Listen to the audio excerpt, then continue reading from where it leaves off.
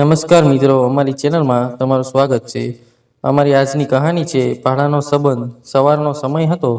આકાશમાં લાલચ છવાઈ હતી। પુરુષોત્તમ દાસજી દરરોજની જેમ હળવી કસરત કરીને ઘરે પાછા ફરી રહ્યા હતા।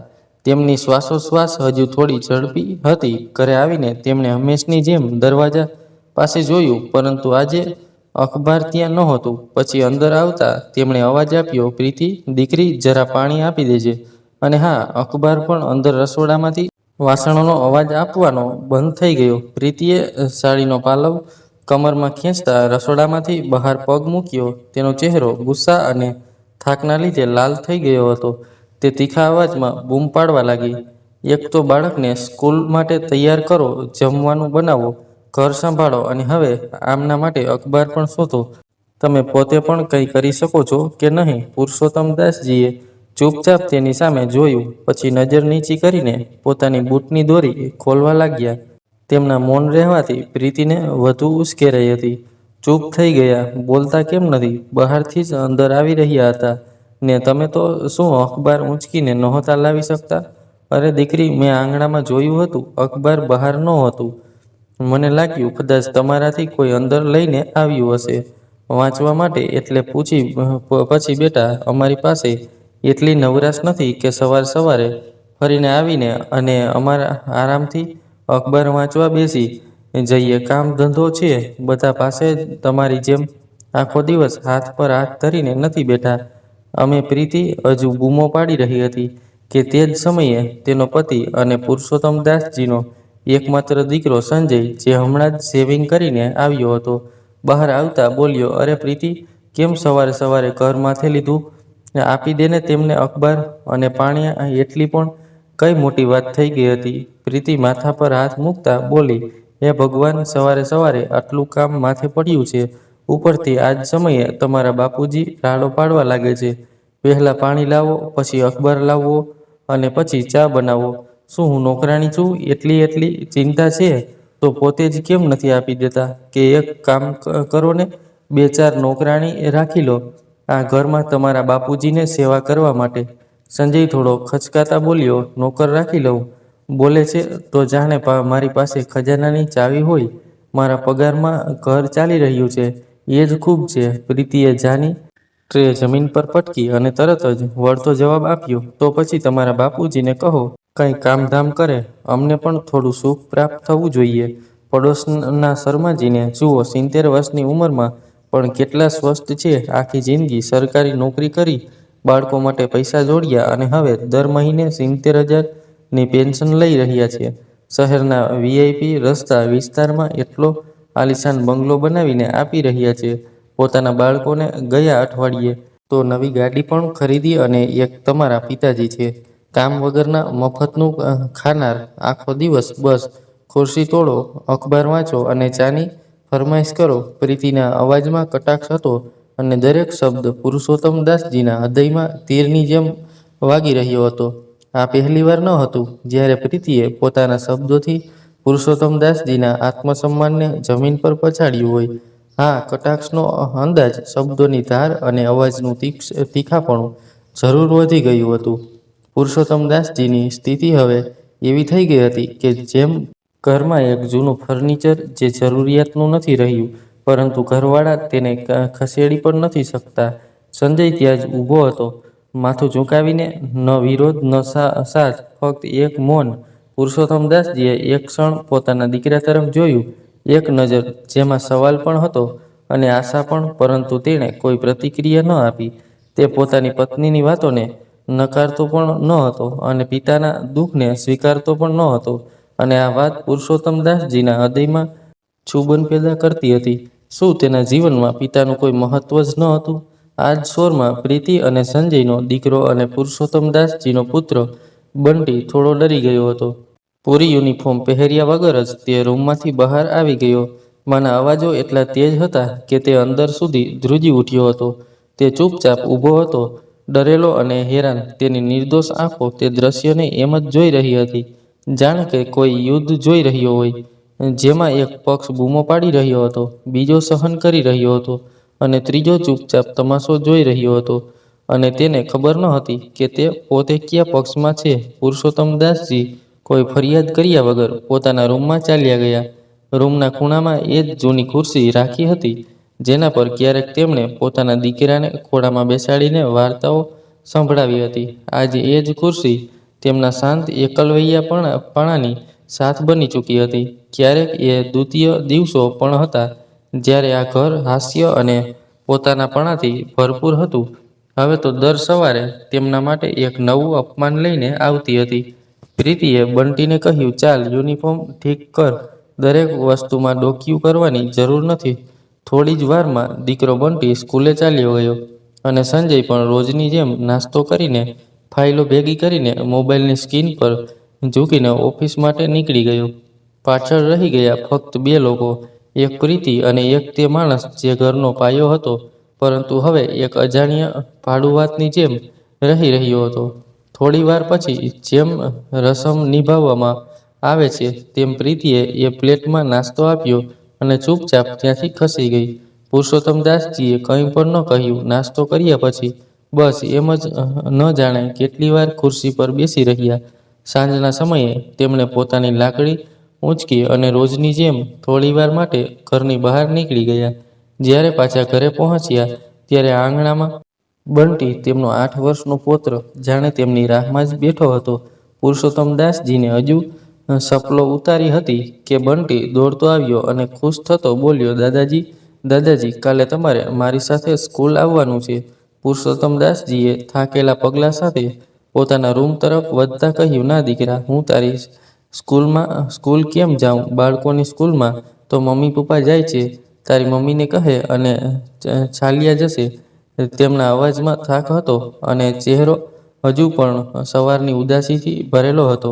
પરંતુ બંટી ક્યાં માનવાનો હતો. તેણે પોતાની નાની હથેળીથી દાદાજીનો હાથ પકડ્યો અને જીદ ભરેલા અવાજમાં બોલ્યો, નહીં દાદાજી, ટીચરે તમને જ બોલાવ્યા છે.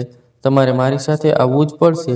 પુરુષોત્તમ દાસજીએ એક નજર સંજય અને પ્રીતિ તરફ નાખી, જેઓ હવે ડ્રોઈંગ રૂમમાં બેસીને ટીવી જોઈ રહ્યા હતા. કોઈને પણ સમજ નહોતું આવી રહ્યું કે બંટી અચાનક આવું કેમ કહી રહ્યો છે. સારું, ઠીક છે દીકરા, કાલે સવારે જોઈશું. તેમણે વાત ટાળવા પ્રયત્ન કર્યો, પરંતુ બીજા દિવસે સવારે ઉઠતા જ બંટીએ ફરી એ જ જીદ લગાવવાનું શરૂ કરી દીધું. મારે તો દાદુને જ લઈને જવાનું છે. દાદુને બોલાવ્યા છે. ટીચરે અડધી અધૂરી યુનિફોર્મમાં ત્યાં આ બાજુ તેમ દોડી રહ્યો હતો, બૂમ પાડતા, દાદુ, જલ્દી તૈયાર થઈ જાઓ. પ્રીતિ, જે રસોડામાં તેનો ટિફિન તૈયાર કરી રહી હતી, એ કંટાળીને કહ્યું, આ શું નવી જીદ પકડી છે? બંટી દાદાજી સ્કૂલે કેમ જશે? હું છું ને, ટીચરે બોલાવ્યા છે તો હું આવી જઈશ સ્કૂલ. પરંતુ બંટીએ માથું હલાવ્યું અને બોલ્યો, નહીં મમ્મી, ટીચરે દાદાજીને જ બોલાવ્યા છે. સંજયે ધીમેથી તેની પાસે બેસાડ્યો અને પ્રેમથી પૂછ્યું, બંટી દીકરા, કહે તો ખરા, કેમ દાદાજીને લઈને જવાનું છે? મમ્મીએ કે હું પણ તો આવી શકું છું ને? બંટીએ નિર્દોષતાથી કહ્યું, પપ્પા, આજે અમારી સ્કૂલમાં એક્સચેન્જ એક્ટિવિટી છે. Exchange activity? આ શું છે? પાસે બેઠેલા પ્રીતિએ નેણ ચડાવીને પૂછ્યું. હા મમ્મી, બંટી થોડો ચીડિયો, તમને એટલું પણ નથી ખબર? મેડમે કહ્યું છે કે ઘરેથી કંઈક એવું લઈને આવવાનું છે જેને આપણે કોઈ બીજા સાથે બદલી શકીએ. સંજય સ્મિત કરીને બોલ્યો, તો દીકરા, કોઈ જૂનું રમકડું લઈ જા, જે તારા કામનું ન હોય, જેની સાથે હવે રમતો ન હોય. તેના બદલે તારી ટીચર કોઈ બીજા બાળકનું રમકડું કે જોઈ બીજી વસ્તુ આપી દેશે. બંટીએ મોટી નિર્દોષતાથી માથું હલાવ્યું અને બોલ્યો, નહીં પપ્પા, હું તો મારા બધા રમકડા સાથે રમું છું. મારે તો કોઈ એવી વસ્તુ લઈને જવાની છે જે ઘરમાં કોઈ કામની નથી, જે ફાલતુ છે, એટલે કે વપરાયેલી. એટલે હું દાદુને લઈને જઈ રહ્યો છું. રૂમમાં સન્નાટો છવાઈ ગયો. બંટીએ મોટી નિર્દોષ આંખોથી કહ્યું, મેડમે કહ્યું હતું કે જો એમણે માણસ માટે કંઈક વપરાયેલ છે તો તે બીજા માટે વેલ્યુએબલ હોઈ શકે છે. અને કાલે મમ્મી જ તો કહી રહી હતી કે દાદાજી કોઈ કામના નથી. તમને તો તેમની જરૂર નથી, કદાચ કોઈ બીજાને હોય. સંજયની આંખો ઝૂકી ગઈ. પ્રીતિ, જે અત્યાર સુધી બંટીની વાતોને હળવાશથી લઈ રહી હતી, તેનો ચહેરો સફેદ પડી ગયો. પુરુષોત્તમ દાસજી ત્યાં જ ઊભા હતા. બંટીની પાછળ તે પળ તેમના દિલ પર શું વીતી તે કોઈ નથી જાણતું, પરંતુ તેમની આંખો કહી રહી હતી કે આ વાતને તેમના દિલને અંદર સુધી જખમ આપ્યો છે.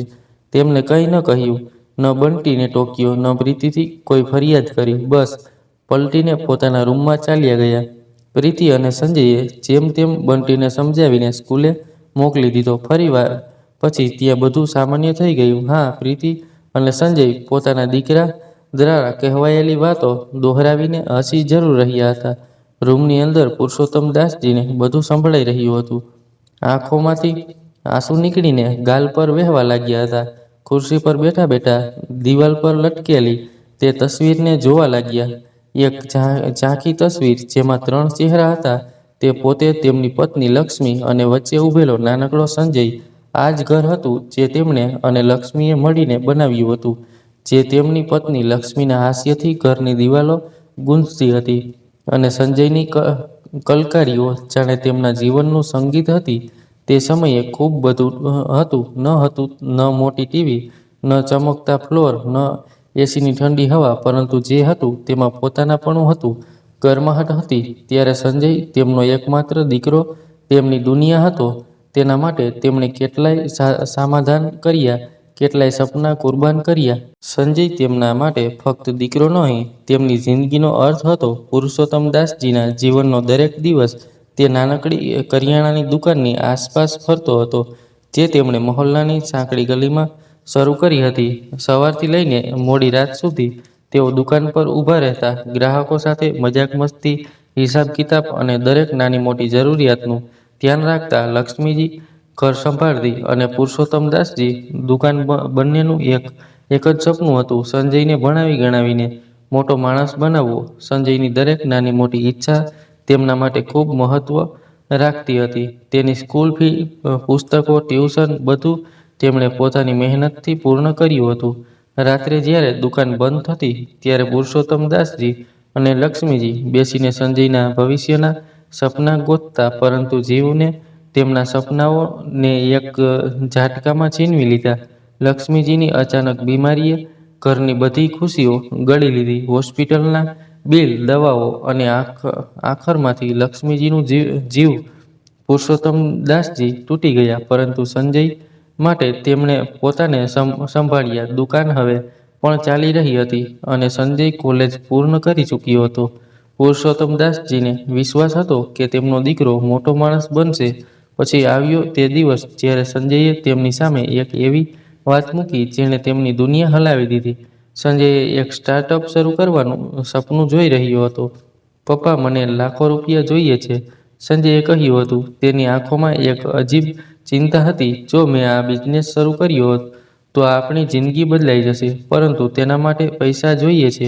પુરુષોત્તમદાસજીએ પોતાના દીકરાની આંખોમાં એ જ સપનું જોયું જે ક્યારેક તેમણે અને લક્ષ્મીએ જોયું હતું. કંઈક પ્રાપ્ત કરવાની જીદ દેખાઈ તેમના પોતાના દીકરાની આંખોમાં, અને તેના કહેવા પર જ તેમણે પોતાની દુકાન, જે તેમની જિંદગીની નીંવ હતી, તેને ગીરવે રાખી દીધી. લાખો રૂપિયાનો દેવું લીધું અને બધો પૈસો સંજયને આપી દીધો. દીકરા, ભગવાન કરે તને જીવનમાં અપાર સફળતા મળે, તેમણે કહ્યું હતું. પરંતુ તેમના દિલમાં એક અજાણ્યો ડર હતો. સંજયનું સ્ટાર્ટઅપ શરૂ તો થયું, પરંતુ જલ્દી જ ડૂબી ગયું. ખોટા નિર્ણયો, અનુભવની કમી અને બજારની મંદીએ બધું નષ્ટ કરી દીધું. દેવું વધતું ગયું અને વ્યાજનો ભાર પુરુષોત્તમદાસજીના ખભા પર આવી ગયો. સંજયે ન તો દેવું ચૂકવવા પ્રયત્ન કર્યો, ન તો પોતાના પિતાની હાલત સમજવાનો. પુરુષોત્તમદાસજી દિવસ રાત મહેનત કરતા, પરંતુ દેવાનો પહાડ ઓછો થવાનું નામ નહોતું લેતો. વ્યાજે મૂળધન ગળી લીધું હતું, અને જે દુકાનમાં એક સમયે ઉધારી આપવાવાળા રજિસ્ટર ભરાયેલા રહેતા હતા, તે હવે પોતે ઉધારીમાં જવા તૈયારી હતી. આખરે એક દિવસ સાહુકારે કહ્યું, હવે કાં તો પૈસા આપો કે દુકાન છોડો. અને તે દિવસ પુરુષોત્તમદાસજીએ ચૂપચાપ ચાવી સાહુકારના હાથમાં મૂકી દીધી. પુરુષોત્તમદાસજીની ખાલી હાથે રહી ગયા. ન દુકાન, ન પૈસા, ન ઇજ્જત. સંજયે બાદમાં એક નાની મોટી નોકરી પકડી લીધી. બાદમાં તેને નોકરીમાં પ્રગતિ પણ મળી. પુરુષોત્તમદાસજીએ ક્યારેય ફરિયાદ ન કરી. તે દુકાન ફક્ત ઈંટ પથ્થરની ન હતી, તેમની જિંદગી હતી, તેમની વર્ષોની મહેનત હતી. છતાં પણ તેમણે પોતાના દીકરાને માફ કરી દીધો. અને જે દીકરા માટે તેમણે પોતાને મિટાવી દીધા હતા, આજે એ જ દીકરાની અને તેની પત્નીની નજરોમાં તે નકામા થઈ ગયા હતા. ફાલતુ નકારા ન જાણે શું શું કહીને બોલાવતી હતી. તેમની વહુ પુરુષોત્તમદાસજીને વિચારીને તેમને એવું લાગી રહ્યું હતું, જાણે કોઈ તેમના હૃદય પર પથ્થર મૂકીને કચડી રહ્યું હોય. આજ સુધી તો જેમ તેમ આ ઘરમાં પોતાનું જીવન વિતાવી લીધું હતું. પ્રીતિના મહેણા ટોણાને, સંજયની ઉદાસીનતાને અને પોતાની ઉપેક્ષાને તેમણે ચૂપચાપ સહન કરી લીધી હતી. પરંતુ હવે વધુ નહીં. તેમના આત્મસન્માનને ઠેસ પહોંચી હતી અને તે ઠેસ હવે સહનશક્તિ બહાર હતી. તેઓ દયા નહોતા ઈચ્છતા, બસ ઇજ્જત જોઈતી હતી. પરંતુ ઘરની ચાર દિવાલમાં હવે તે બચી ન હતી. તેમના મનમાં એક નક્કર નિર્ણય જન્મ લઈ રહ્યો હતો. તેઓ આ ઘરમાં વધુ નહીં રહે. બપોરનો સમય હતો. પ્રીતિ પોતાના રૂમમાં એસીની ઠંડી હવામાં આરામ કરી રહી હતી. બંટી પડોશીના બાળક સાથે રમવા ગયો હતો અને સંજય ઓફિસમાં હતો. ઘરમાં સન્નાટો છવાયો હતો. પુરુષોત્તમદાસજીએ ધીમેથી પોતાની અલમારી ખોલી એક નાનો બેગ કાઢ્યો અને તેમાં 2-3 જોડી થોડી કપડાં સાથે જરૂરિયાતનો સામાન રાખવાનું શરૂ કર્યું. પરંતુ એક મુશ્કેલી હતી. પૈસા તેમની જેબ ખાલી હતી. અલમારી ખોલીને જોઈ 50ના 2 નોટો સિવાય કંઈ ન મળ્યું. તેમની નજર ઘરના ખૂણામાં બનેલા નાના મંદિર પર પડી. મંદિરમાં ભગવાનની મૂર્તિ સામે એક નાનું બોક્સ રાખ્યું હતું, જેમાં ભગવાનને ચડાવેલા 5 રૂપિયા અને 10 રૂપિયાના નોટ રાખ્યા હતા. પુરુષોત્તમદાસજીએ એક પળ માટે ખચકાટ અનુભવ્યો. આ ભગવાનના પૈસા છે? તેમના મનમાં ખ્યાલ આવ્યો. પછી તેમણે પોતાને સમજાવ્યા, જે ભગવાન મને આ ઘરમાં અપમાનિત થતા જોઈ રહ્યા છે, તે કદાચ મને માફ કરી દેશે. તેમણે ધીમેથી બોક્સ ખોલ્યું અને નોટ કાઢવાનું શરૂ કર્યું. 5 રૂપિયા, 10 રૂપિયા, 20 રૂપિયા. ધીમે ધીમે ગણતા તેમના હાથોમાં લગભગ 1000 રૂપિયા આવી ગયા. તેમણે ભગવાનની મૂર્તિ તરફ જોયું, હાથ જોડ્યા અને ધીમા અવાજમાં કહ્યું, મને માફ કરી દેજો પ્રભુ. મેં હંમેશા તમારો ભરોસો રાખ્યો. બસ હવે એટલો સાથ આપજો કે હું બાકીની જિંદગી ઇજ્જતથી જીવી શકું. તેમણે મંદિરમાં માથું ટેક્યું, પોતાનો બેગ ખભા પર નાખ્યો અને ચૂપચાપ ઘરની બહાર નીકળી ગયા. બહારની હવા ઠંડી હતી અને સૂરજ ઢળી રહ્યો હતો. ક્યાં જવું છે તે તેમને નહોતી ખબર. બસ એટલું જરૂર જાણતા હતા કે હવે તેઓ તે ઘરમાં વધુ નહીં રહી શકતા, જ્યાં તેમની ઇજ્જતને દરરોજ કચડવામાં આવતી હતી. તેઓ મોહલ્લાની ગલીમાંથી પસાર થતા, જ્યાં ક્યારેક તેમની દુકાન હતી, હવે ત્યાં એક ચમકતી બેકરી હતી, જેના કાચ પર મોટા અક્ષરોમાં લખ્યું હતું, સ્વીટ ડિલાઇટ્સ. એક પળ માટે તેમના પગ અટકી ગયા. તેમની આંખો તે જગ્યાને શોધી રહી હતી, જ્યાં ક્યારેક તેમનો પાટિયો હતો, જ્યાં તેઓ પૂરા રોપથી બેસતા હતા. પરંતુ હવે તે જગ્યા કોઈ બીજાની હતી. તેમના દિલમાં એક દુઃખ ઉઠ્યું, પરંતુ સાથે જ એક અજીબ જોશ પણ. નહીં. તેમણે મનોમન કહ્યું, હું હજી હાર્યો નથી. તેઓ આગળ વધ્યા, વગર એ જાણીએ કે રસ્તો તેમને ક્યાં લઈ જશે. ખૂબ વાર ચાલતા, જ્યારે તેમના પગ થાકી ગયા, તેઓ એક પાર્ક પાસે પહોંચ્યા. પાર્કના ઘાસ પર સૂર્યની છેલ્લી કિરણો પથરાઈ હતી. પાર્કમાં એક ખાલી બેન્ચ જોઈ તેણે ચૂપચાપ જઈને બેસી ગયા. જોયું તો સામે કેટલાક બાળકો ભાગદોડ કરી રહ્યા હતા. કોઈ હિંચકા પર ઝૂલી રહ્યું હતું, તો બીજી બાજુ કેટલાક બાળકો પીઠું રમી રહ્યા હતા. તેમની બાળપણ, હાસ્ય અને નિર્દોષ શરારતો જોઈને પુરુષોત્તમદાસજીને હાસ્ય આવી ગયું. પછી તે નિર્દોષ ચહેરાઓને જોઈને અચાનક ભૂતકાળની સ્મૃતિઓની બારી ખુલી ગઈ. પોતાના દીકરા સંજયનું બાળપણ તેમની આંખો સામે ચલચિત્રની જેમ દેખાવા લાગ્યું. નાના હાથોથી પતંગ પકડાવીની જીદ કરવી, તેમના ખભા પર બેસીને સવારી કરવી, રબરના દરડાથી ક્રિકેટ રમવું, દુકાનના કાઉન્ટર પર રાખેલી ટોફી ચોકલેટ છુપાઈને ઉચકીને ભાગી જવું. વિચારીને તેમની આંખો છલકાઈ ઉઠી.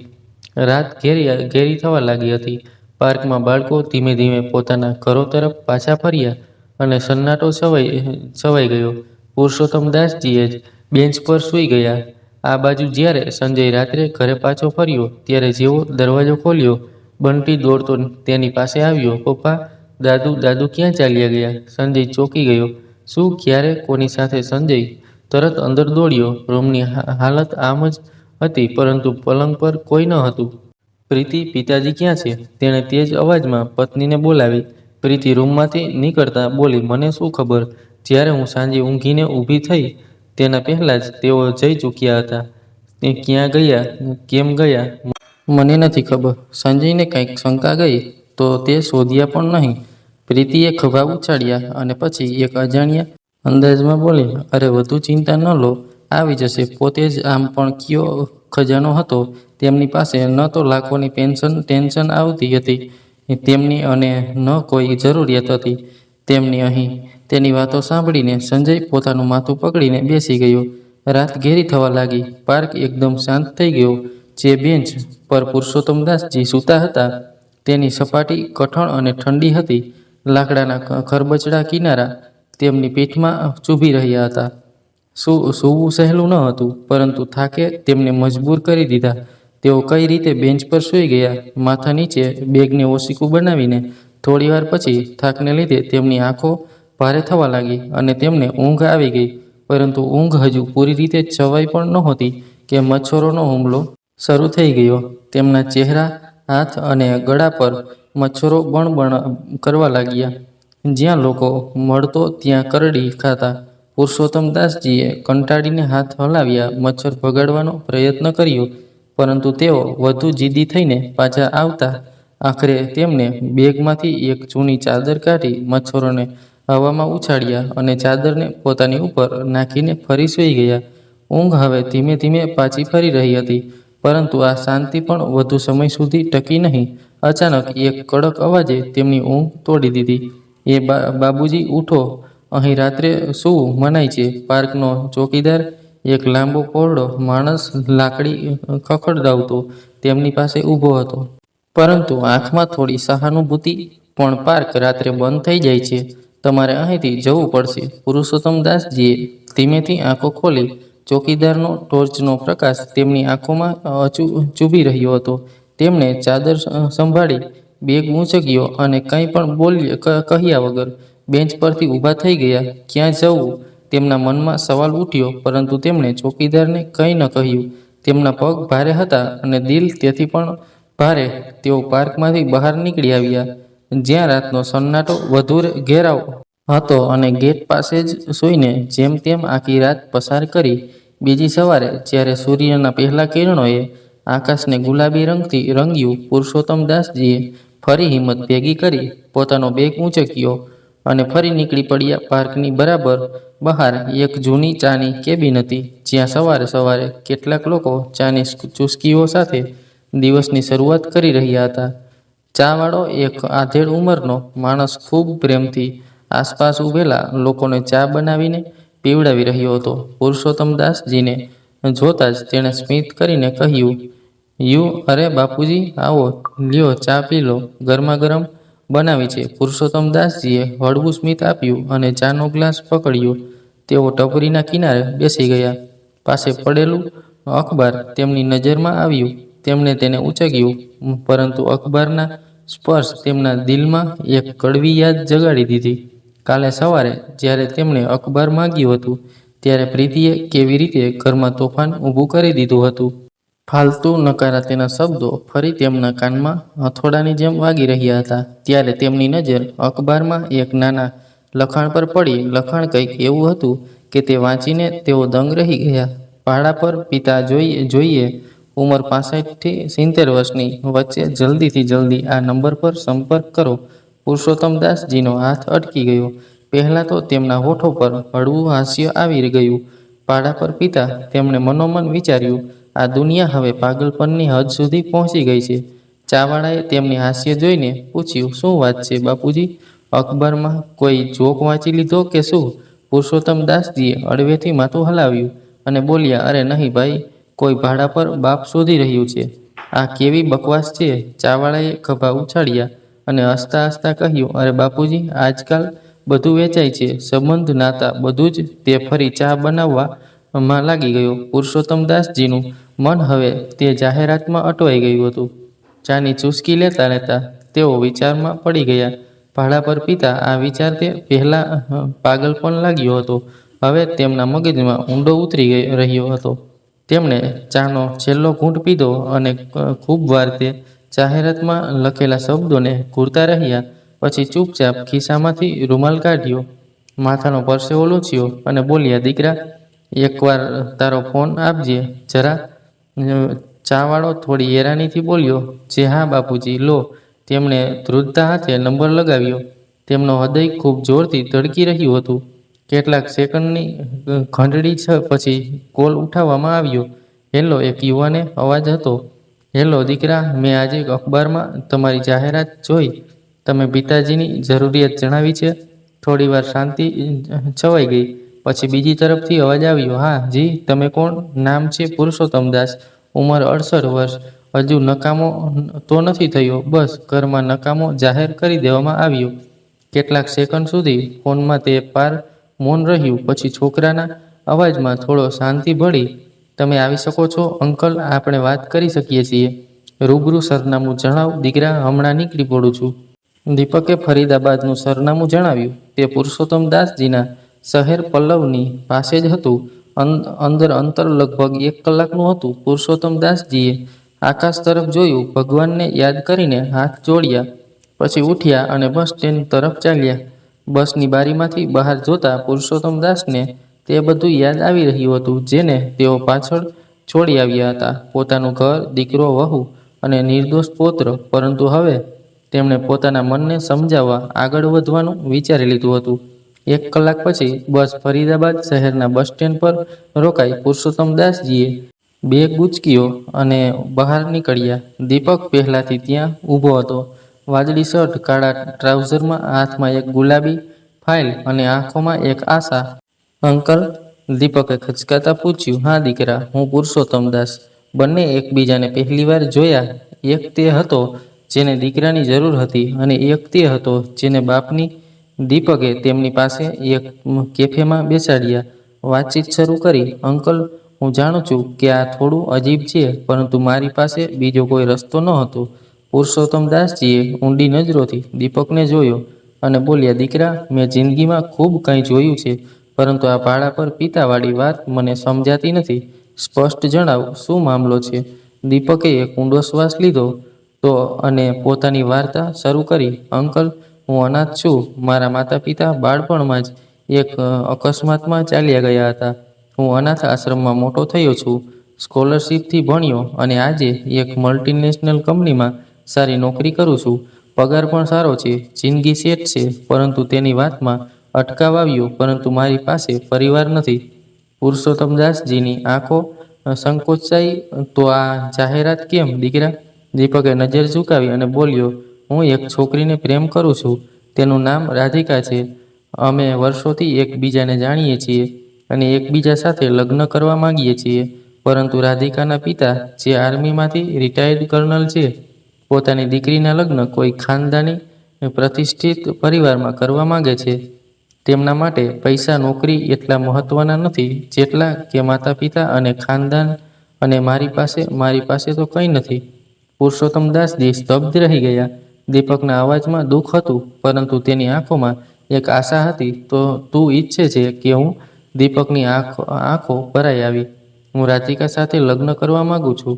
તે પણ મને પ્રેમ કરે છે, પરંતુ તેના પિતા માનશે ત્યારે જ ને. એટલે હું ઈચ્છું છું કે તમે મારા પિતા બનીને રાધિકાના પરિવારને મળો. બસ એકવાર તેમની સામે મારા પરિવારની ભૂમિકા ભજવો. હું જાણું છું કે આ ઠીક નથી, પરંતુ મારી પાસે છે બીજો કોઈ રસ્તો નથી. હું તમને આના માટે 1000 રૂપિયા એડવાન્સ આપીશ. સાંભળીને પુરુષોત્તમ દાસજીનું હૃદય દંગ રહી ગયું. પરંતુ સચ્ચાઈ એ પણ હતી કે હવે તેમની પાસે ઘર ન હતું, રૂમ ન હતો, ચૂલો ન હતો, કોઈ ઠેકાણું ન હતું. કેટલીક વાર બંને વચ્ચે મૌન છવાઈ રહી. પછી તેમણે ધીમેથી માથું હલાવ્યું. ઠીક છે દીકરા, જો મારી હાજરીથી તારું જીવન સુધરી શકે છે તો હું આ ભૂમિકા ભજવીશ. સાંભળતા જ દીપકના ચહેરા પર રાહત છવાઈ ગઈ. દીપકે ક્યારનો ફોન વાગ્યો. રાધિકા. તેણે જલ્દીથી ફોન ઉઠાવ્યો. બીજી તરફથી એક ગભરાયેલો અવાજ આવ્યો, દીપક, તે કંઈ કર્યું કે નહીં? ક્યાંય એવું ન થાય કે મારા લગ્ન ક્યાંક બીજી જગ્યાએ નક્કી થઈ જાય. દીપકે પુરુષોત્તમ દાસજી તરફ જોયું. તેમનો ચહેરો હવે તેના માટે એક ઉપકાર બની ચૂક્યો હતો. તેણે એક ઊંડો શ્વાસ લીધો અને કહ્યું, રાધિકા, ચિંતા ન કર, મેં પિતાની વ્યવસ્થા કરી લીધી છે. આપણે જલ્દી જ તારા પપ્પાને મળવા આવીશું. રાધિકાને પોતાના પિતાના સ્વભાવનો સારી રીતે અંદાજ હતો. અનુશાસન પ્રિય, સવાલોથી ભરેલા અને કોઈ પણ ખોટું તરત પારખી લેનાર. એટલે તેણે દીપકને કહ્યું, ઠીક છે, તો કાલે હું આવું છું. આપણે એકવાર રિહર્સલ કરી લઈશું. હું નથી ઈચ્છતી કે પપ્પા સામે કોઈ ભૂલ થાય અને વાત બગડી જાય. દીપકે સહમતિમાં માથું હલાવ્યું. પુરુષોત્તમદાસજી દીપકના ઘરમાં જ રોકાયા હતા. ઘર સારું એવું મોટું હતું. જમવાનું બનાવવા માટે એક નોકર હતો. તે સાંજે જ્યારે દીપક અને પુરુષોત્તમદાસજી ડાઇનિંગ ટેબલ પર એકસાથે જમી રહ્યા હતા, ત્યારે દરવાજાની ઘંટડી વાગી. રાધિકા હતી. તેણે સાધારણ સવાલ સૂટ પહેર્યા હતા, પરંતુ તેની આંખોમાં એક એવી ચમક હતી જે પ્રેમ અને આશાથી ચમકી રહી હતી. તેને પુરુષોત્તમદાસજી તરફ જોયું અને વગર ખચકાટ તેમના પગ સ્પર્શ્યા, જાણે તે ખરેખર તેમની વહુ હોય. પુરુષોત્તમદાસજી એક પળ માટે થંભી ગયા અને આશીર્વાદ આપ્યા. સૌભાગ્યવતી રહો, દીકરી. રિહર્સલ શરૂ થયું. રાધિકાએ સવાલોની યાદી બનાવી લીધી હતી. તમારું નામ? તમે શું કરતા હતા? દીપકનું સ્કૂલિંગ ક્યાંથી થયું હતું? તમારું ઘર ક્યાં છે? દરેક સવાલોના જવાબ. રડવામાં અવાજો, પરંતુ મુશ્કેલી હતી. પુરુષોત્તમદાસજી વારંવાર દીપકને સંજય કહીને બોલાવવા લાગતા. દીપક અને રાધિકા એકબીજા તરફ જોતા અને હાસ્ય રોકવું મુશ્કેલ થઈ જતું. ક્યારેક તો પુરુષોત્તમદાસજી પણ પોતે હસી પડતા. અરે અંકલ, હું દીપક છું, સંજય નહીં. ઘટપણ છે ને દીકરા, ઘટપણ છે. આદતો સહેલાઈથી નથી બદલાતી, પુરુષોત્તમદાસજી બોલ્યા અને પછી હસવા લાગ્યા. આમ દીકરા, હું તારો બાપ છું, અંકલ નહીં. ત્રણેય જણ આના પર ખડખડાટ હસી પડ્યા.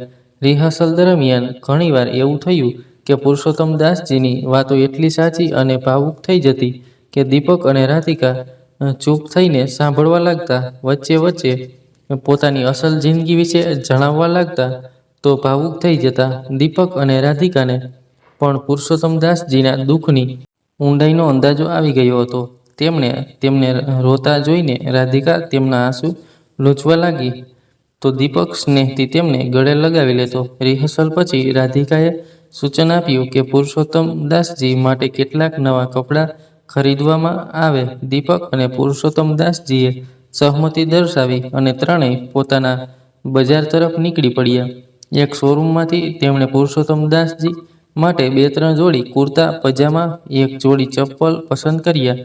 પહેરીને જોયું તો દીપક અને રાધિકા એક સ્વરમાં બોલી ઉઠ્યા, આ થઈને વાત. પુરુષોત્તમદાસજીએ અરીસામાં પોતાને જોયા અને સ્મિત કર્યું. બજારમાં ખૂબ સમય વીતી ગયો. કપડાં ખરીદ્યા પછી બધા એકસાથે રેસ્ટોરન્ટમાં જમવા ગયા. ત્રણેય સાથે બેસીને હસી મજાક કરતા જમી રહ્યા હતા. એક પરિવાર જેવો માહોલ બન્યો હતો. બીજી સવારે બધા તૈયાર હતા. રાધિકાએ ફોન કરીને જણાવ્યું કે તેના પિતા સાંજે 5 વાગ્યે ઘરે મળી શકે છે.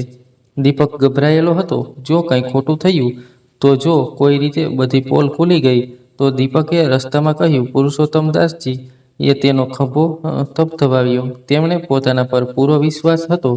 રાધિકાને ઘરનો દરવાજો ખોલ્યો અને તેમને અંદર આવવા કહ્યું. કર્નલ સાહેબ પોતાની પત્ની સાથે બહાર આવ્યા. તેમણે દીપક અને પુરુષોત્તમદાસજીને ધ્યાનથી જોયા અને બોલ્યા, સારું, તો તમે છો દીપકના પિતા. આવો, અંદર આવો. વાતચીત શરૂ થઈ. કર્નલ સાહેબે દીપકની નોકરી અને ભવિષ્યની યોજનાઓ વિશે સવાલો પૂછ્યા. પછી પુરુષોત્તમદાસજી તરફ ફરીને પૂછ્યું, તો મિસ્ટર પુરુષોત્તમ, તમે અમને તમારા વિશે કંઈક જણાવો. તમે શું કરતા હતા? ક્યાંના છો તમે? જેમ નક્કી કરવામાં આવ્યું હતું, પુરુષોત્તમદાસજી તેમ જ જણાવવા લાગ્યા. જે કાનપુરથી ત્યાં જ એક જનરલ સ્ટોર ચલાવતો હતો. સારો એવો ધંધો હતો. ખૂબ મહેનતથી ઊભો કર્યો હતો. પરંતુ પછી દીપકની નોકરી આ શહેરમાં લાગી. ખૂબ સારા પૈસા કમાવા લાગ્યો. તો તેણે કહ્યું, પપ્પા, હવે એકલા ન રહો, મારી પાસે આવી જાઓ. દીપકની મા તો ખૂબ પહેલાં ચાલ્યા ગયા હતા. ત્યાંથી બસ હું અને દીપક ત્યાં રહેતા. બધું જ હતું, બસ દીકરાનો સાથ ન હતો. એટલે વેપાર છોડીને હું અહીં આવી ગયો, મારા વહાલા દીકરા પાસે. દીપકના ખભા પર હાથ મૂકતા પુરુષોત્તમદાસજી બોલ્યા. આ સાંભળીને દીપક અને રાધિકાએ એકબીજા તરફ જોયું, જાણે તેમને વિશ્વાસ ન થતો હોય કે કે બધું આટલું બરોબર ચાલી રહ્યું છે? પુરુષોત્તમ દાસજીએ કર્નલ બધા સવાલોના જવાબ ખૂબ આત્મવિશ્વાસ અને સારી રીતે આપ્યા, જેનાથી કર્નલ સાહેબ પ્રભાવિત થયા. ક્યાંયથી પણ એવું નહોતું લાગી રહ્યું કે આ એક બનાવટી સંબંધ છે. તેમણે દીપકના વખાણ કર્યા, તેની મહેનતની વાર્તાઓ સંભળાવી અને એમ દર્શાવ્યું કે તેઓ પોતાના દીકરાને કેટલો પ્રેમ કરે છે. થોડીવાર વાતચીત કર્યા પછી દીપક અને પુરુષોત્તમ દાસજીએ વિદાય લીધી. બહાર નીકળતી વખતે રાધિકાએ પુરુષોત્તમ દાસજીનો હાથ ધીમેથી પકડ્યો અને ધીમા અવાજે કહ્યું, પિતાજી, તમે આજે માત્ર તેમનું જ નહીં, અમારું પણ દિલ જીતી લીધું છે. પુરુષોત્તમ દાસજીની આંખો ભીની હતી. તેઓ હવે અભિનય નહોતા કરી રહ્યા. તેઓ પોતાની એક પિતાની જગ્યાએ જોઈ રહ્યા હતા, જે પોતાના દીકરા સાથે ઊભો હતો. તેમના ગયા પછી કર્નલ સાહેબે રાધિકા તરફ જોયું અને બોલ્યા, દીકરી, તારો નિર્ણય શું છે? પપ્પા, મને દીપક અને તેમના પિતા પર પૂરો ભરોસો છે, રાધિકા બોલી. રાધિકાની માને પણ દીપક પસંદ આવ્યો. થોડીવાર પછી તેમણે પુરુષોત્તમ દાસજીને ફોન કરીને સંબંધ માટે હા પાડી દીધી. રાધિકા અને દીપકને એવું લાગી રહ્યું હતું જાણે તેમણે જિંદગીની સૌથી મુશ્કેલ લડાઈ જીતી લીધી હોય. પરંતુ આ તો ફક્ત પહેલી બાજી હતી. અસલી પરીક્ષા તો હજુ બાકી હતી. લગ્ન 1 મહિના પછીની તારીખે નક્કી થયા. લગ્નની તૈયારીઓ પૂરજોશમાં ચાલી રહી હતી. દીપક અને રાધિકાએ ઇવેન્ટ ઓર્ગેનાઇઝરની મદદથી જાનૈયાઓની વ્યવસ્થા પણ કરી લીધી હતી. પરંતુ લગ્નમાં 2 અઠવાડિયા પહેલા એક રાત્રે પુરુષોત્તમ દાસજીને ખૂબ થાક અને નબળાઈઓ અનુભવવા થયો. વિચાર્યું હતું કે થોડો આરામ કરશે, પરંતુ રાત્રે અચાનક તબિયત બગડવા લાગી.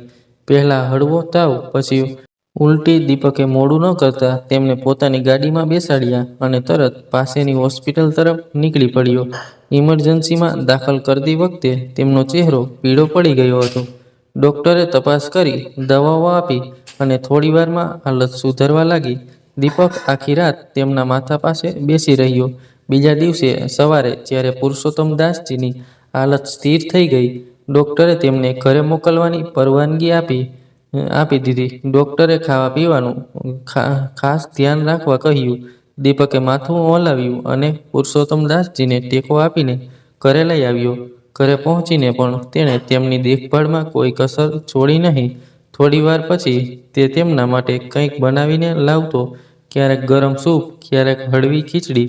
પુરુષોત્તમ દાસજીને પોતાના હાથે જમાડતો, જેમ કોઈ દીકરો પોતાના પિતાની સેવા કરતો હોય.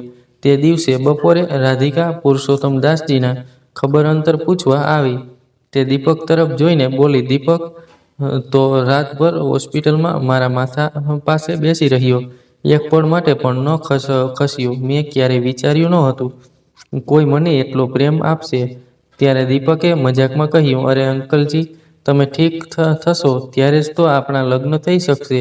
અને તેની વાત પર ત્રણેય હસી પડ્યા અને જાણે જ 3 જણા અજાણ્યા લોકો એક પરિવાર બની ગયા હતા. પુરુષોત્તમ દાસજીની તબિયત ધીમે ધીમે સુધરવા લાગી. દીપક અને રાધિકાએ તેમની દેખભાળમાં કોઈ કસર છોડી નહીં. લગ્નની તૈયારીઓ ફરી ગતિ પકડવા લાગી. આખરે એ દિવસ આવી જ ગયો જેની રાહ દીપક અને રાધિકા અને પુરુષોત્તમ દાસજીએ હૃદય થાંભીને કરી હતી. લગ્નનો દિવસ બધું બરાબર ચાલી રહ્યું હતું, પરંતુ કદાચ દરેક વાર્તાને અંતે અગ્નિ પરીક્ષામાંથી પસાર થવું પડે. કન્યાના પક્ષમાંથી આવેલા એક ભાઈ, જે પલવલમાં જ રહેવાસી હતા, તે જયમાળામાં સમય પહેલા ત્યાં હતા. અચાનક પુરુષોત્તમ દાસજી તરફ જોવા લાગ્યા અને વારંવાર આંખો ઝીણી કરીને તેની તરફ જોતા રહ્યા, જાણે કોઈ ભૂલાઈ ગયેલી તસવીર મનમાં ઉભરી રહી હોય. તેમણે પોતાની પાસે ઊભેલા કર્નલ રઘુવીરસિંહને કહ્યું, શું તમે જાણો છો આ વૃદ્ધ માણસ કોણ છે? તો કર્નલે કહ્યું, અરે મિશ્રાજી, આ તો છે પુરુષોત્તમ દાસજી, દીપકના પિતા. કાનપુરમાં રહેતા હતા. પહેલા જનરલ સ્ટોર સંભાળતા હતા. હવે દીપક પાસે જ રહે છે. સાંભળીને મિશ્રાજી હેરાન રહી ગયા અને ધીમેથી કહ્યું, બિલકુલ નહીં. જે વૃદ્ધ માણસ વરરાજાના પિતા બનીને અહીં બેઠા છે, તેને હું સારી રીતે ઓળખું છું. તેઓ કાનપુરના નહીં, પલવલમાં રહે છે. તેઓ કોઈ જનરલ સ્ટોરવાળા નથી. એક નાની કરિયાણાની દુકાન હતી ક્યારેક તેમની, હવે તો તે પણ નથી. ખૂબ વર્ષો પહેલાંની ઓળખાણ છે મારી તેમની. તેમના દીકરાનું નામ તો સંજય છે અને તે પરણેલો છે. શું તમે મજાક તો નથી કરી રહ્યા? લો, હું કેમ મજાક કરું? વિશ્વાસ ન હોય તો પૂછી લ્યો. અહીં દૂધનું દૂધ અને પાણીનું પાણી થઈ જશે. કર્નલની આંખો સંકોચાઈ ગઈ. ચહેરો એકદમ કઠણ થઈ ગયો. તેઓ મોડું કર્યા વગર મંડપમાં પહોંચ્યા. જયમાળા શરૂ થવાની જ હતી કે એક કડકતા અવાજથી બધાના હૃદય કંપી ઉઠ્યા. 1 મિનિટ અહીં રોકી દ્યો બધું. દીપક ગભરાઈ ગયો. શું થયું અંકલ? કર્નલનો અવાજ તેજ થઈ ગયો. તમારી હિંમત કેવી રીતે થઈ મને છેતરવાની? અને આ માણસ અંકલ, હું તમને બધું આરામથી જણાવું છું, દીપકે ધ્રુજતા અવાજમાં કહ્યું. કર્નલે રાધિકા તરફ જોયું. તેની આંખો ભીની થઈ ગઈ હતી. મંડપમાં સન્નાટો હતો. મહેમાનોની નજર પુરુષોત્તમદાસજી, દીપક અને રાધિકા પર ટકી ગઈ. રાધિકાની આંખો ભીની હતી અને દીપકનો ચહેરો એવો હતો જાણે તેનો આંખો સંચાર ડૂબવાનો હોય. લગ્ન, જે થોડી જ પળો પહેલા ખુશીઓનો ઉત્સવ હતો, હવે રૂદ્ધ થવાની અણી પર હતા. પુરુષોત્તમદાસજીએ એક ઊંડો શ્વાસ લીધો. તેમનું મન ચાહતું હતું કે તેઓ અત્યારથી ભાગી જાય, પરંતુ તેમની આંખોમાં દીપક અને રાધિકાનો ડરમસ ચહેરો વારંવાર ઉભરી રહ્યો હતો. તેઓ આગળ આવ્યા અને કર્નલ સાહેબ તરફ જોતા શાંત પરંતુ દ્રઢ અવાજમાં બોલ્યા, કર્નલ સાહેબ, મને એક મોકો આપો. હું બધું સાચું જણાવું છું. કર્નલ સાહેબે ગુસ્સાથી કહ્યું, સાચું? હવે શું સાચું બચ્યું છે? તમે અમને છેતર્યા, મારી દીકરીના ભવિષ્ય વિશે સાથે ચેડા કર્યા. પુરુષોત્તમદાસજીએ માથું ઝુકાવ્યું, પરંતુ તેમના અવાજમાં એક અજીબ તાકાત હતી. ભાઈ સાહેબ, મેં છેતર્યા નથી. મેં ફક્ત એક સંબંધ વસાવવાનો પ્રયત્ન કર્યો છે. દીપક મારો સગો દીકરો નથી, આ સાચું છે, પરંતુ જીવ કરતાં પણ વધીને છે. મારા માટે મેં તેને અને તેણે મને અપનાવ્યો છે દિલથી. તેમણે દીપક તરફ જોયું અને તેમની આંખો ભીની થઈ ગઈ. આ છોકરો અનાથ છે. તેણે પોતાની મહેનતથી જિંદગી બનાવી. તેની ફક્ત એક જ ઈચ્છા હતી, રાધિકા સાથે જિંદગી વિતાવવાની. અને હું એક એવો બાપ છું જેને પોતાના જ ઘરમાં કોઈ ઇજ્જત નથી મળી. મારા પોતાના દીકરાએ મને ઠુકરાવી દીધો, પરંતુ આ છોકરાએ મને ઇજ્જત આપી, મને પોતાનો અને મને પિતાનો દરજ્જો આપ્યો. મંડપમાં સન્નાટો છવાઈ ગયો. પુરુષોત્તમદાસજીના અવાજમાં એટલી સચ્ચાઈ હતી કે મહેમાનોની આંખો ભીની થવા લાગી. તેમને કર્નલ સાહેબ તરફ જોયું અને આગળ બોલ્યા, ભાઈ સાહેબ, મેં તમારી સાથે ખોટું બોલ્યો. આના માટે હું તમારી માફી માંગુ છું, પરંતુ આ ખોટું ને તમને છેતરવાના ઈરાદાથી નહીં. આ બંને બાળકોની ખુશી માટે બોલ્યો. દીપકથી સારો છોકરો તમને ક્યાંય નહીં મળે. આવું ખાતરી સાથે કહી શકું છું. રાધિકા અને દીપક એકબીજાને અપાર પ્રેમ કરે છે. એમનો પ્રેમ સાચો છે અને આ જ કારણે આજે હું તેમના માટે ઊભો છું. ભલે તમે મને અહીંથી કાઢી મૂકો, પરંતુ આ બાળકોને ખુશી ન છીનવશો. રાધિકાએ અત્યાર સુધી ચૂપ હતી, આગળ આવી. તેની આંખોમાં આંસુ હતા, પરંતુ અવાજમાં દ્રઢતા હતી. પપ્પા, અંકલે જે કર્યું તે મારા અને દીપક માટે કર્યું અને અમારા કહેવા પર કર્યું, કારણ કે દીપક અને હું એકબીજાને ખૂબ પ્રેમ કરીએ છીએ. જો તમે દીપકને મારાથી અલગ કરશો તો હું ક્યારેય ખુશ નહીં રહી શકું. કર્નલ સાહેબનો ચહેરો હજુ પણ ગુસ્સાથી કઠણ હતો, પરંતુ તેમનું હૃદય હવે પીગળી રહ્યું હતું. રાધિકાની માએ ધીમેથી તેમનો હાથ પકડ્યો અને બોલી, જુઓ, પુરુષોત્તમભાઈ સાહેબની વાતોમાં સચ્ચાઈ છે અને રાધિકા, આપણી દીકરીની ખુશી જ તો આપણી જિંદગી છે. કર્નલ સાહેબ ખૂબ વાર એમ બેસી રહ્યા. પછી એક નિર્ણય લઈને અચાનક ઊભા થયા અને બોલ્યા, પુરુષોત્તમ દાસજી, તમે જે કર્યું તે ખોટું હતું, પરંતુ અમારી વાતો અને આ બાળકોના પ્રેમ મને વિચારવા પર મજબૂર કરી દીધો છે. હું રાધિકાની ખુશી માટે આ કહું છું, પરંતુ આ મારી છેલ્લી તમને ચેતવણી છે કે આગળ કોઈ ખોટું નહીં. મંડપમાં ખુશીની લહેર દોડી ગઈ. રાધિકાએ પોતાની માને ગળે લગાવ્યા અને દીપકે પુરુષોત્તમદાસજી તરફ ખુશીથી જોયું. તેમની આંખો ભીની હતી, પરંતુ ચહેરો ગર્વ અને શાંતિથી ચમકી રહ્યો હતો. જયમાળાની રસમ ફરી શરૂ થઈ અને લગ્ન ખૂબ ધામધૂમ અને હસી ખુશીથી સંપન્ન થયા. પછી રાધિકા દીપકની દુલ્હન બનીને તેમના ઘરમાં આવી ગઈ. દીપકનું ઘર હવે પ્રેમ હાસ્યથી ગુંજી રહ્યું હતું. રાધિકાને ઘરે આવ્યા 2 દિવસ થયા હતા, પરંતુ 3જા દિવસની સવારે જ્યારે રાધિકા પોતાના રૂમમાંથી બહાર આવી, તેની નજર પુરુષોત્તમદાસજીના રૂમ તરફ ગઈ. દરવાજો ખુલ્લો હતો અને રૂમ ખાલી. તેમનું હૃદય થરથરી ગયું. દીપક તેને ગભરાતા અવાજ આપ્યો. દીપક દોડીને આવ્યો. આમ તેમ જોયું, પરંતુ પુરુષોત્તમ દાસજી ક્યાંય ન હતા. પલંગ પર એક નાનો કાગળનો ટુકડો અને થોડા પૈસા રાખ્યા હતા. દીપકે ધ્રુજતા હાથે કાગળ ઉચક્યો અને વાંચ્યું. દીપક, દીકરી રાધિકા, આ એ જ 10,000 છે જે તે મને પિતાનો રોલ ભજવવા માટે આપ્યા હતા. પરંતુ મને એમની જરૂર નથી. તમારી સાથે વિતાવેલા આ થોડા દિવસોમાં મને એવો સુખનો અનુભવ મળ્યો જાણે મેં મારી આખી જિંદગી જીવી લીધી. તમે મને એ ઇજ્જત અને પ્રેમ આપ્યો જે મેં મારા ઘરમાં ખોઈ દીધો હતો. પરંતુ હવે મારે જવું પડશે. હું તમારા પર ભાર બનીને રહેવા નથી ઈચ્છતો. તમારી નવી જિંદગી શરૂ થઈ છે તેને ખુલીને જીવો. મારી દેવ દુઆઓ હંમેશા તમારી સાથે છે. પુરુષોત્તમ દાસ રાધિકાની આંખોમાંથી આંસુ ટપકવા લાગ્યા. પિતાજી, પિતાજી અમને છોડીને ચાલ્યા ગયા. તેની અવાજ ધ્રુજી રહી હતી. દીપકના હૃદયમાં એક તીક્ષ્ણ દુઃખ જાગી ગયું. એ જ દુઃખ જે તેને અનાથ હોવાની સજાના રૂપમાં વર્ષો સુધી સહન કર્યું હતું. નહીં રાધિકા, તેણે દરદ અવાજમાં કહ્યું. તેઓ વધુ દૂર નહીં ગયા હોય. આપણે તેને શોધી લઈશું. મોડું કર્યા વગર દીપક અને રાધિકા તેમને શોધવા નીકળ્યા.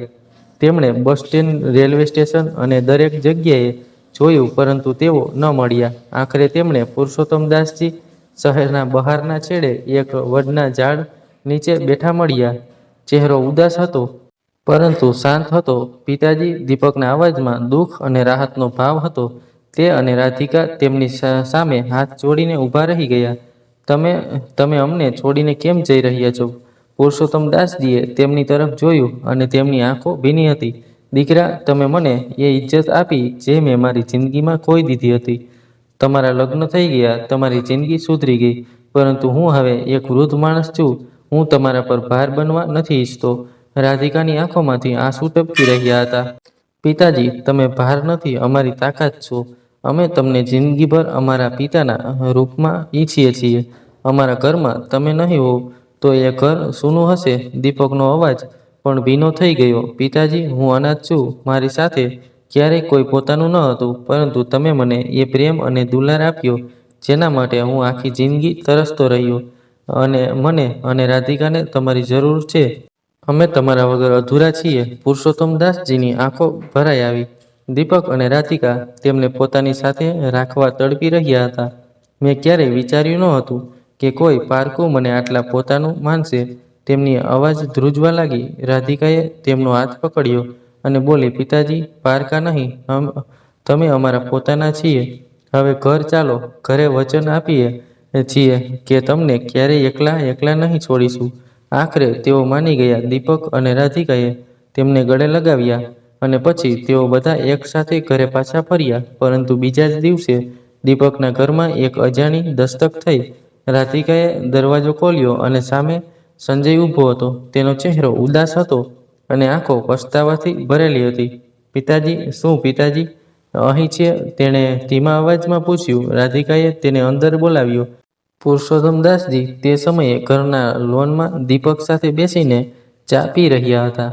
સંજયને જોતા જ તેઓ થંભી ગયા. સંજય, તેમની અવાજમાં આશ્ચર્ય અને દુઃખનું મિશ્રણ હતું. સંજય તેમના પગમાં પડી ગયો. પિતાજી, મને માફ કરી દો. મેં તમને ઠુકરાવ્યા. તમારી ઇજ્જતને માટીમાં મળતા ચૂપચાપ જોતો રહ્યો. પરંતુ જ્યારે તમે ઘર છોડીને ગયા ત્યારે મને અનુભવ થયો કે મેં શું ખોયું. પુરુષોત્તમ દાસજીની આંખો ભીની થઈ ગઈ. સંજયની આંખોમાંથી આંસુ ટપકી રહ્યા હતા. પિતાજી, હું ખોટો હતો. પ્રીતિને પણ તેમના કાર્યોનો પસ્તાવો છે. બંટી દરરોજ તમારા વિશે પૂછે છે. પિતાજીએ સંજય તરફ જોયું અને બોલ્યો, સંજય, તું મારો દીકરો છે અને હું તને હંમેશા પ્રેમ કરીશ. પરંતુ હું હવે અહીં મારી નવી દુનિયા વસાવી ચૂક્યો છું. તેમણે દીપક અને રાધિકા તરફ ઈશારો કર્યો. આ બંને બાળકો મારું ખૂબ ધ્યાન રાખે છે. એમણે મને પ્રેમ આપ્યો, ઇજ્જત આપી. હું એમને વગર અધૂરો છું. પરંતુ સંજયે ફરી મનાવવા પ્રયત્ન કર્યો. પિતાજી, હું તમારી દરેક વાત માનીશ. પ્લીઝ ઘરે ચાલો. પરંતુ પુરુષોત્તમ દાસજીએ માથું હલાવ્યું નહીં. સંજય દીકરા, હવે મારો નિર્ણય નહીં બદલાય. પરંતુ હા, હું બંટીને મળવા જરૂર આવીશ અને હંમેશા આવતો રહીશ. પરંતુ મારું ઘર હવે આ જ છે. હું નારાજ નથી દીકરા. બસ પાછો ફરીને જવા નથી ઈચ્છતો. ત્યાં મારી જરૂર નથી. હવે જ્યાં સન્માન મળ્યું છે, છેલ્લે શ્વાસ પણ ત્યાં જ લઈશ. તો મિત્રો, તમને અમારી આજની કહાની કેવી લાગી? જો પસંદ આવી હોય તો વિડીયોને લાઈક કરી દેજો અને સગા સંબંધી સાથે શેર કરી દેજો તથા કોમેન્ટ બોક્સમાં જય શ્રી કૃષ્ણ લખી દેજો અને ચેનલને સબસ્ક્રાઈબ ના કરી હોય તો ચેનલને અત્યારે જ સબસ્ક્રાઈબ કરી દેજો. જય શ્રી કૃષ્ણ. ધન્યવાદ.